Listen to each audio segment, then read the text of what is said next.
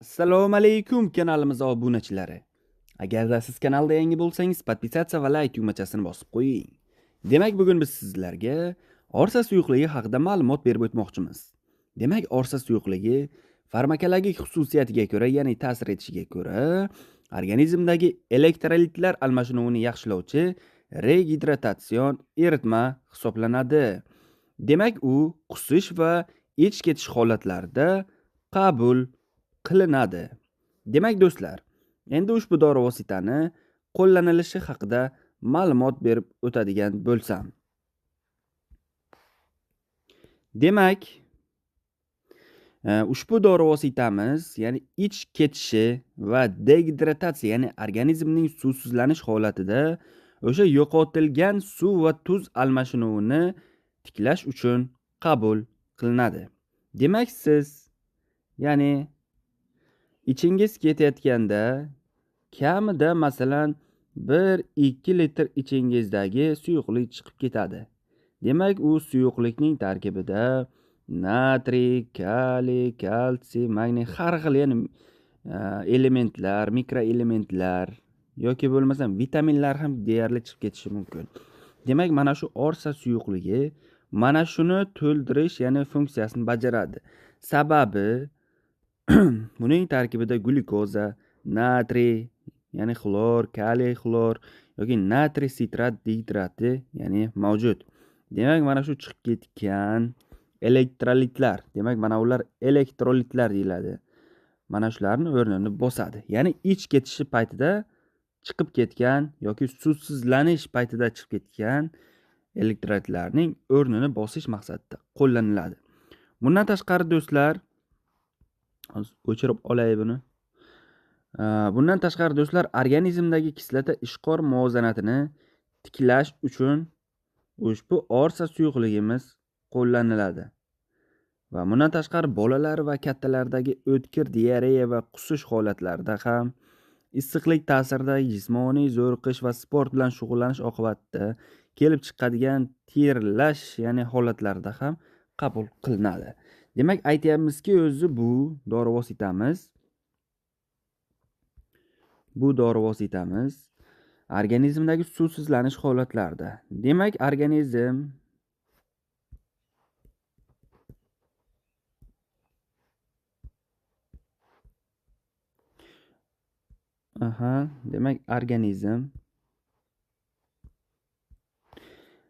organizm do'stlar mana teriladi.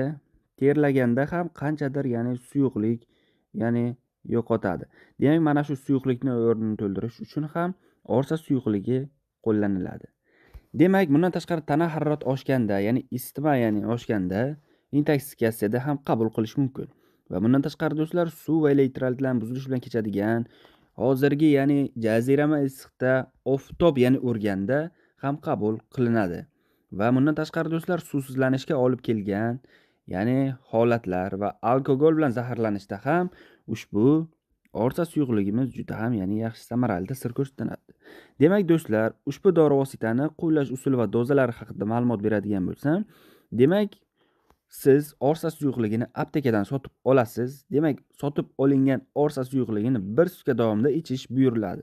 Demak, mana shu flakonni ichasiz. Demak, ya'ni taqsimlash, ya'ni o'zingizga ya'ni bog'liq. Demak, mana shuni ochganingizdan keyin, ya'ni flakonni 1 sutka ya'ni ichida qabul qilishingiz kerak. 1 sutkadan o'tadigan bo'lsa, demak, o'zining ya'ni fiziologik xossalarini, tibbiy ya'ni xossalarini yo'qota boshlaydi. Tushundingizmi? Demak do'stlar, endi ushbu dori vositani qabul qilganda kuzatiladigan nojo'ya ta'sirlar haqida ma'lumot berib o'taman. Demak, nojo'ya ta'sir deyarli yo'q, kam. Endi qo'llash mumkin bo'lmagan holatlar haqida ma'lumot berib o'tay. Demak, ushbu dori vositaga nisbatan yuqori allergik reaksiya ya'ni bo'ladigan bo'lsa, qo'llash tavsiya etilmaydi.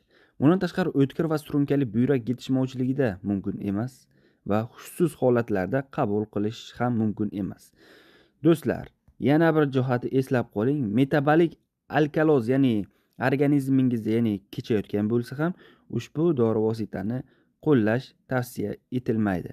Va bundan tashqari kaliy organizmda oshib ketganda, gipovolemik shokda, ichak tutilishlarda va bundan tashqari to'xtovsiz, ya'ni qusish holatlarida ham mumkin emas. Va bundan tashqari operatsiyadan oldin va narkozdan, ya'ni oldin ham qabul qilish yaramaydi do'stlar. Demak do'stlar, mana shu orsa suyuqligi, qon bosimi, davleniyasi baland, ya'ni bo'lib yuradigan insonlar ham ehtiyot bo'lib ichishlari kerak. Sababi uning tarkibidagi moddalar qon bosimini oshirish xususiyatiga ega. Qandli diabeti bor insonlar esa, demak, bular ham ehtiyot bo'lishlari kerak. Sababi tarkibida glyukoza bor. Demak, bu esa qondagi qand miqdorini oshirish xususiyatiga ega. Tushundingizmi? Qandli diabeti bor insonlar. Bundan tashqari do'stlar, yosh bolalarga ham bu bemalol qo'llaniladi. Demak, uning 100, 250 va 500 millidagi ko'rinishlari bor. Demak, orsa suyuqligini. Tushundingizmi do'stlar? Asosan, ya'ni suvsizlanish paytida, ya'ni suvsizlanish qachon ro'y beradi? Suvsizlanish bu ich ketishida, ya'ni hosil bo'ladigan holat hisoblanadi.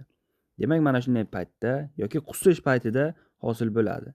Yoki terlash paytida. Mana shunda orsa suyuqligini ichsa, mana shuni o'rnini to'ldiradi. Mana o'zi rasmdan ham ko'rinib turibdi-ku, do'stlarim. Agarda mana shu rasmni yaqinlashtiradigan bo'lsak, hozir bu kesni o'chiray. Yaqinlashtiradigan bo'lsak, demak, mana shu yerda yozganki, rvota, ya'ni qusishda, diareyada yoki bo'lmasa fizический nagruzkada, og'ir jismoniy, ya'ni mashqlarda va bundan tashqari o'sha sayohatlarda va bundan tashqari mana bu quyoshli, ya'ni ob-havolarda ichish mumkin do'stlar. Shunday qilib, orsa suyuqligi haqidagi ma'lumotlarimiz shulardan iborat edi. O'zingizni va o'zgalarning sog'lig'ini asrang. Salomat bo'ling do'stlar.